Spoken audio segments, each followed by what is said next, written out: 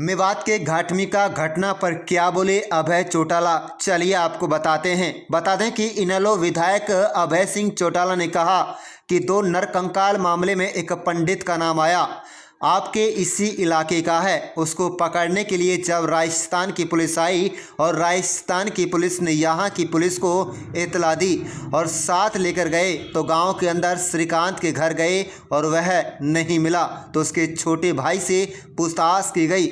उनके घर की एक गर्भवती महिला व परिवार पर दबाव बनाया उन लोगों ने जो मुस्लिम विरोधी हैं। उन्होंने अबॉर्शन करा दिया। इस तरह की वारदात में जो लोग शामिल हैं उन्होंने राजस्थान पुलिस के खिलाफ मुकदमा दर्ज करा दिया। राजस्थान पुलिस आरोपियों को पकड़ना चाहती थी। उन्होंने कहा कि जब इतनी घटिया स्तर पर सरकार आ जाए, यहाँ का माहौल खराब करने में लगी हुई है। सरकार की जिम्मेदारी यह थी कि जो दो लड़के जिंदा जलाए गए थे, जिन जिन थानों में उनको ले जाया गया, उनके एसएचओ को सस्पेंड करना चाहिए था। एसपी के खिलाफ कार्रवाई होनी चाहिए थी क्योंकि एसपी की सह के बिना ये नहीं हो सकता। उन्होंने कहा कि यह लोगों में चर्चा है कि इनको ऊपर से किसी ने कहा कि इन दोनों लड़कों को किसी अस्पताल नहीं ले जाना। चौटाला ने कहा कि मामले में नामजद जींद के लड़के मोनू पर हत्या के 7 मुकदमे दर्ज हैं। उसको पकड़ने के बजाय हरियाणा पुलिस ने 2 लड़कों को उन्हीं के हवाले कर दिया और उन्होंने ही अपने साथियों के साथ मिलकर जिंदा जला दिया। अभय सिंह चौटाला ने कहा कि सबके लिए सरकार जिम्मेदार है। उन्होंने कहा कि आगामी 16 मार्च से विधानसभा सत्र फिर शुरू होगा। विधानसभा सत्र में इस इलाके के लोगों की कठिनाइयों का जिक्र करूंगा और भिवानी के लोहारू कांड का भी जिक्र करूंगा और सीएम से पूछूंगा कि इसके लिए जिम्मेदार कौन है। अभय सिंह चौटाला ने कहा कि इनको सरकार का संरक्षण मिला हुआ है, यही उनको बचाने का काम कर रही है। यहाँ आपसी भाईचारा रहा है। अब इस तरह का विवाद खड़ा करके लोगों के अंदर कत्लेआम करना चाहते हैं, जो अपने आप को हिंदुत्व की राजनीति करना बताते हैं, उनका संरक्षण है। जिसके खिलाफ 302 के 7 मुकदमे दर्ज हैं, उसको व अन्य लोगों को अरेस्ट नहीं कर रहे। आप इस प्रदेश को खत्म करना चाहते हैं। आपसी भाईचारा है, कोई विवाद नहीं है, यहाँ किसी तरह के कोई झगड़ा नहीं हुए। आप वहाँ कत्लेआम कराना चाहते हो। दिल्ली के डिप्टी सीएम मनीष सिसोदिया की गिरफ्तारी को लेकर भी अभय सिंह चौटाला ने कहा कि जो सरकार के खिलाफ बोलता है उसके खिलाफ एजेंसियों को भेजा जाता है, मुकदमे बना दिए जाते हैं, उनको गिरफ्तार कर जेल भेज दिया जाता है। इंटरनेट सेवाएं बंद होने पर सुनैना चौटाला ने कहा कि यह सरकार का पूरी तरह से नाकामी है। नेट बंद करना क्राइम करने का कोई साधन नहीं है। राजस्थान से लाकर अगर लोगों को हरियाणा में चलाया गया तो पुलिस प्रशासन एवं हमारे बंदोबस्त में ढील है। भारतीय जनता पार्टी धर्म की राजनीति करना जानती है। राजस्थान में कांग्रेस की सरकार है तो वह चुप क्यों है? हरियाणा में बीजेपी की सरकार चुप क्यों है? क्यों उन 2 लोगों को न्याय दिलाने के लिए कार्रवाई नहीं करते? जो लोगों को चलाना निर्ममता है, इस पर रोक लगनी चाहिए। आप भी परेशानियों से इस मामले में जूझ रहे हैं, इसको आप कैसे देखते हैं? क्या कहेंगे? देखिए, मैं इस बात को सिर्फ सरकार का फेलियर मानती हूँ। नेट बंद करना क्राइम करने का कोई साधन नहीं है। क्राइम बंद करने के लिए आपको अपने जो आपका स्टाफ है उसको सजग करना पड़ेगा। एक तरफ राजस्थान से अगर हरियाणा में लाके उनको जलाया गया तो कहीं ना कहीं ये जो हमारी पुलिस का या प्रशासन का जो बंदोबस्त है इसमें ढील है। और भारतीय जनता पार्टी सिर्फ धर्म की राजनीति करना जानती है। अगर राजस्थान में कांग्रेस की सरकार वो चुप क्यों है और हरियाणा प्रदेश में बीजेपी की सरकार चुप क्यों है? क्यों नहीं उन 2 लोगों के लिए कार्रवाई करते? क्या किसी इंसान को जला देना निर्ममता नहीं है?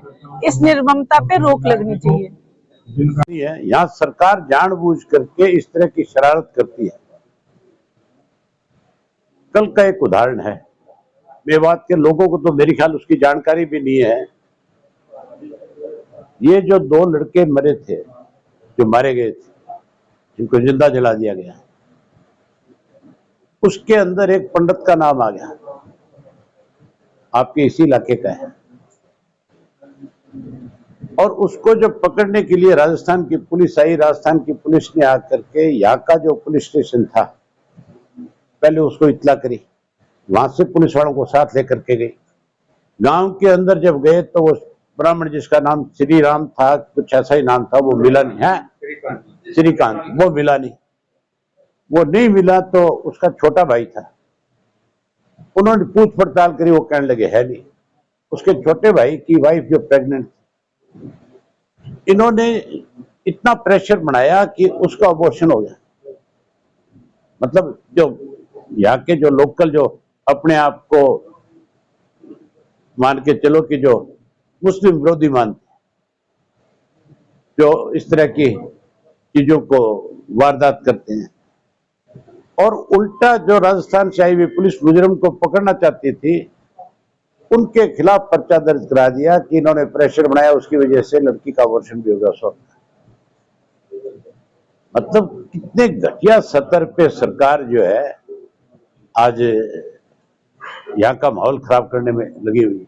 जबकि सरकार की जिम्मेवारी ये थी कि वो जो 2 लड़के जलाए गए थे, पहले तो जिन जिन थानों में उनको ले जाया गया, उन थानों को SHO को सस्पेंड करना चाहिए तुरंत, और SP के खिलाफ कार्रवाई होनी चाहिए, क्योंकि SP की शय के बिना ये नहीं हो सकता।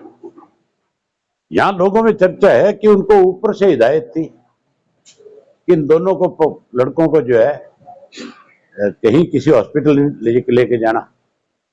उल्टा पुलिस वालों ने बताया उनको कि तुम जो गोरक्षक है, जींद के कोई लड़के हैं, क्या नाम है उसका, एक लड़के का जिसपे मोनू, जिसपे करीब 7-8 मुकदमे 302 के हैं, उसको पकड़ने की बजाय उसको सौंप दिए।